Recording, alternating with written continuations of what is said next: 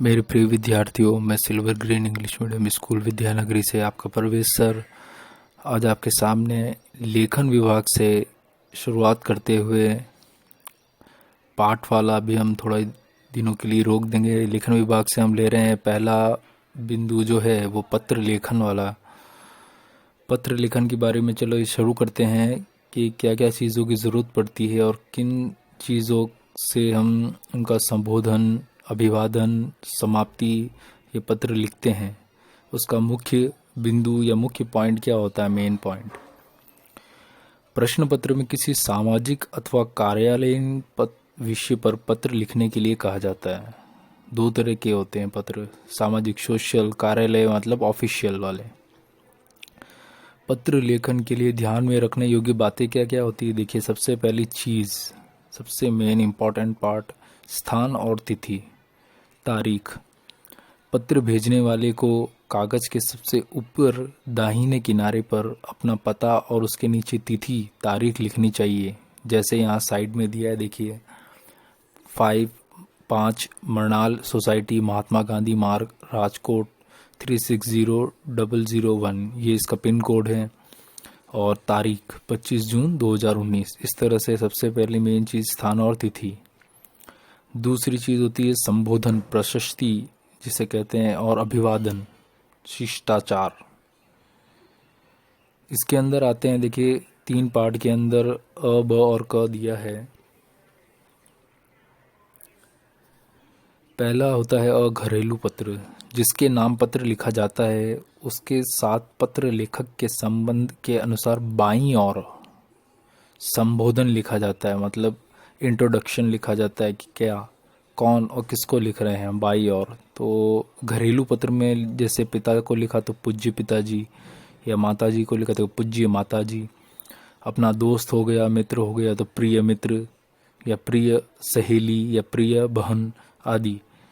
इसके नीचे दूसरी पंक्ति में उचित अभिवादन लिखना चाहिए। जैसे इसके ठीक नीचे एक दूसरी पंक्ति में एक अभिवादन लिखना पड़ता है, जिसे कहते हैं सादर प्रणाम या सप्रेम नमस्कार।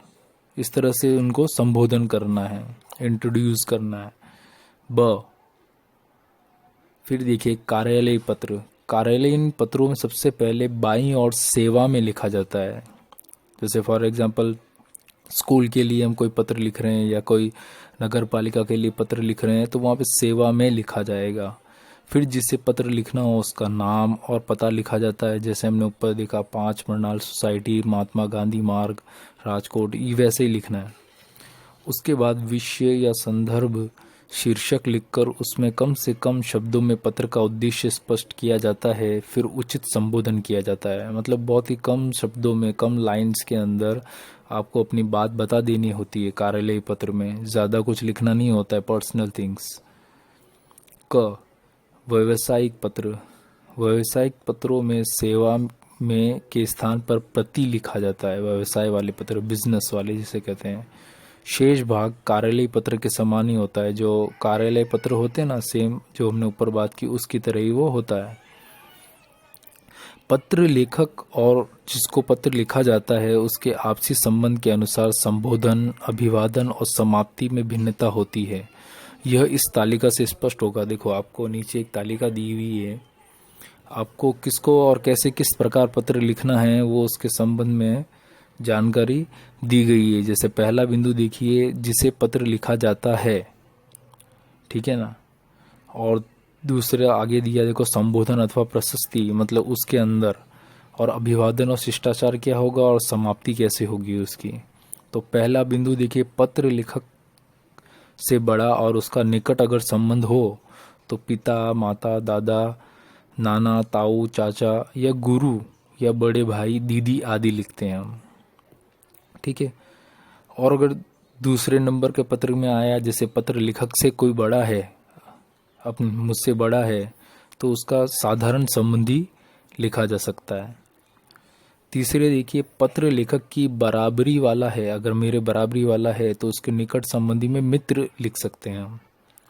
और चौथा है, पत्र लेखक की बराबरी वाला और उसका साधारण संबंधी है, मतलब नॉर्मल रिलेशनशिप वाला है, तो आगे उस तरह से लिखा जा सकता है, जैसे महोदय, महोदया, श्रीमान, श्रीमती जी बताया जा रहा है उसमें। मतलब सबका अलग अलग पार्ट है। पहले वाला वापस लेते हैं हम, जिसके अंदर पत्र लेखक ने बड़ा और उसका निकट संबंधी बताया, तो उसके लिए क्या संबोधन होगा? पूज्य, पूज्या, परम पूज्य, परम पूज्या, या पूजनीय, पूजनीया, आदरणीय या आदरणीया, माननीय या माननीया, या श्रद्धेय या मान्यवर आदि।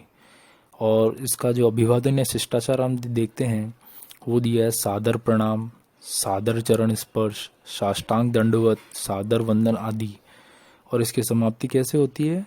आपका आज्ञाकारी पुत्र, आपका शिष्य या सेवक, आपका कृपाभिलाषी या आपका कृपाकांक्षी, आपका स्नेह भाजन आदि। इस तरह से हम आखिर के अंदर शब्द लिखते हैं। दूसरे बिंदु के अंदर हमने बात की थी हमसे बड़े के बारे में। तो हमसे बड़े के बारे में संबोधन क्या होगा? माननीय या माननीया या श्रीमान या श्रीमती लिख सकते हैं हम। अभिवादन क्या होगा इसका? शिष्टाचार से हम क्या कहेंगे? सादर प्रणाम या सप्रेम प्रणाम आदि। समाप्ति क्या होगी? आपका कृपाभिलाषी, आपका दर्शनाभिलाषी या आपका अनुग्रहित आदि। तीसरे में अगर बराबरी वाला हो और करीब का संबंधी हो, रिलेशन वाला हो, मित्र आदि हो, तो क्या लिखेंगे हम? प्रिय, प्रियवर, प्रिय मित्र, मित्रवर, बंधुवर आदि। अभिवादन क्या करेंगे हम? सप्रेम, नमस्ते, सप्रेम, नमस्कार, स्नेह, नमस्कार आदि। समाप्ति कैसे होगी? आपका भवदीय, सस्नेह, तुम्हारा ही, तुम्हारा आदि। इस तरह से हम लिख सकते हैं आखिर में। चौथा देखिए, पत्र में लेखक की बराबरी वाला अगर कोई हो और साधारण संबंधी हो अपना रिलेशन वाला, तो महोदय, महोदया, श्रीमान, श्रीमती जी, महाशय, महाशया, ये लिखा जा सकता है। अभिवादन में क्या लिखेंगे? सादर अभिवादन, सस्नेह, नमस्कार आदि। समाप्ति में क्या लिखेंगे? आखिर में, लास्ट में, आपका या भवदीय आदि। और पत्र के अंदर अगर छोटा है कोई और निकट का संबंधी है, जैसे पुत्र है या शिष्य है, तो क्या लिखेंगे? प्रिय वत्स, प्रिय वत्स, प्रिय वत्स, चिरंजीवी, चिरंजीवी, आयुष्मान, आयुष्मती। और अभिवादन क्या करेंगे? आशीष या शुभाशीष वारद आदि। और समाप्ति में तुम्हारा शुभेच्छु, तुम्हारा शुभचिंतक, तुम्हारा शुभाकांक्षी आदि लिखा जाएगा लास्ट में। सबसे आखिर में छठा पॉइंट देखिए, पत्र लेखक से छोटा और उसका साधारण संबंधी हो, नॉर्मल, तो प्रिय, प्रियवर आदि, या शुभाशीर्वाद आदि, या तुम्हारा आदि लिख सकते हैं। तो इन संबोधन से हम इसको डिस्क्राइब करते हैं। फिर देखिए 3 नंबर देखिए, पत्र का क्लेवर, विषय, संबोधन और अभिवादन के नीचे से पत्र के क्लेवर का आरंभ होता है। पत्र को उचित अनुच्छेदों में बांटकर लिखना चाहिए। समाप्ति देखिए चौथा नंबर, अंत में पत्र लिखने वाले का रिश्ता और हस्ताक्षर दाई और सबसे नीचे लिखा जाता है। फिर देखिए एक आपका आज्ञाकारी पुत्र अनिल करके लिखा है। टिप्पणी में देखिए विद्यार्थी को विषय से संबंधित बातें भली भांति लिखनी चाहिए, जैसे क्या टॉपिक है वगैरह, क्या, क्योंकि स्थान, तिथि, संबोधन, अभिवादन, समाप्ति आदि रहने पर भी पत्र के क्लेवर, मतलब क्लेवर यानी विषय के बारे में कुछ भी न लिखने पर अंक नहीं दिए जाते, नंबर नहीं मिलते हैं। नीचे कुछ पत्रों के नमूने दिए हैं, ये आपको अपनी नोटबुक में लिखना है, ठीक है। ये मैं इसको वीडियो के अंदर भी बता रहा हूँ। पहला पत्र जो है वो अपना है, देखिए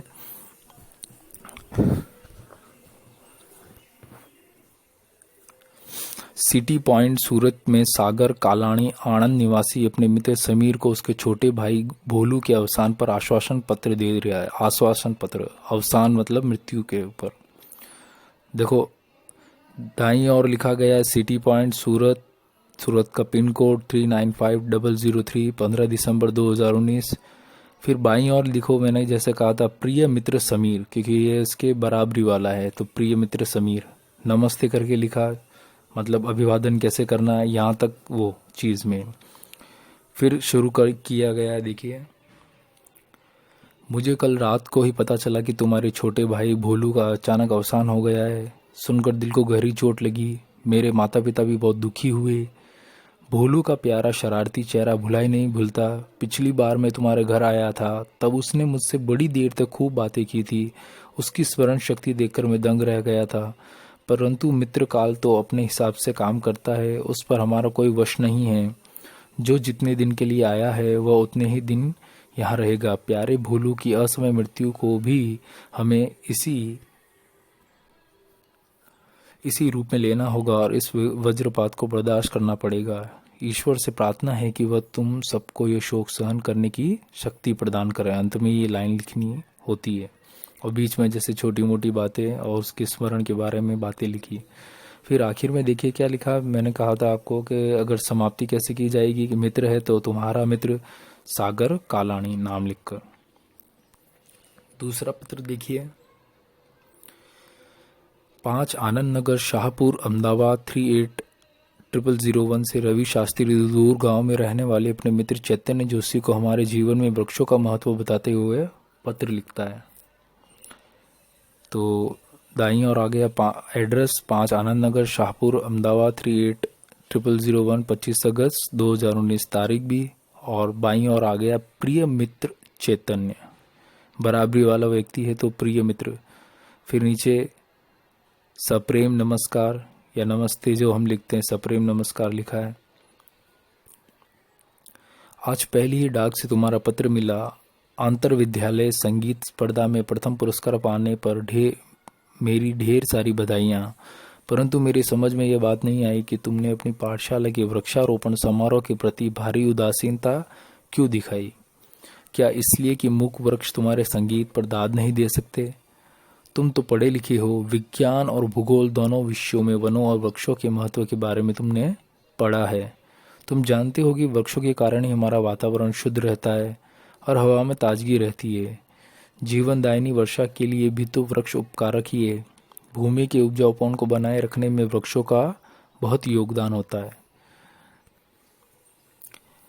वृक्षों की हरियाली, उनकी शीतल छाया, उनके फलों तथा उनके औषधीय गुणों का तो महत्व ही निराला है। वृक्ष अपने हर अंग से हमारी सेवा करते हैं। वे मूक होकर भी हमारे सच्चे मित्र हैं। सचमुच ये वृक्ष तो गांव की शोभा है। इसलिए वृक्षों के प्रति तुम्हारी उदासीनता देखकर मुझे खेद हुआ, मतलब आश्चर्य हुआ है। कि आशा है अगले वृक्षारोपण के कार्यक्रम में तुम उत्साहपूर्ण भाग लोगे। आखिर में माताजी को मेरा प्रणाम तथा गुड्डी को बहुत सारा स्नेह। इस तरह से लिख के तुम्हारा मित्र रवि शास्त्री लिखा जाएगा। ये पत्र का आपका पहला पार्ट समाप्त हुआ और आगे भी मैं आपको कई पत्र और दूसरे लिखने के लिए बताऊंगा। ये पत्र आप अपनी नोटबुक में लिखेंगे। वीडियो देखने के लिए धन्यवाद।